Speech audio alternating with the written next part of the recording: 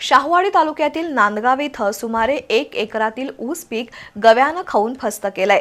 तरीही वनविभागाला जाग येत नाही, त्यामुळे शेतकऱ्यांमधून वनविभागाबाबत तीव्र नाराजी व्यक्त होतीये। शाहूवाडी तालुक्यातील नांदगाव इथं गव्यानं सुमारे 1 एकर रानातील ऊस पीक फस्त करून शेतकऱ्यांचं नुकसान केलंय। पण शाहूवाडी तालुका वनविभागाला मात्र त्याचं सोयर सुतक नसल्याचं दिसून येत आहे। शेतकऱ्यांनी आपल्या मुलाप्रमाणे सांभाळलेल्या ऊसाचा गव्यानं पूर्ण सुपडा साफ केला असून ऊस सुटल्यानंतर आलेलं खोडवा पीकही आता शेतकऱ्यांना सांभाळत बसावं लागणार आहे। शाहूवाडी तालुका हा दुर्गम असून या परिसरामध्ये वन्य प्राण्यांचं प्रमाण जास्त आहे। अनेक वेळा शाहूवाडी तालुक्यातील शेतकऱ्यांवर वन्य प्राण्यांनी हल्ले केलेत।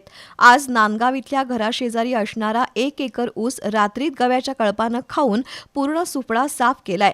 याबाबत वनविभागाला कोणतीही कल्पना नसून वनविभागाबाबत तालुक्यामध्ये तीव्र नाराजी आणि संताप व्यक्त होतोय।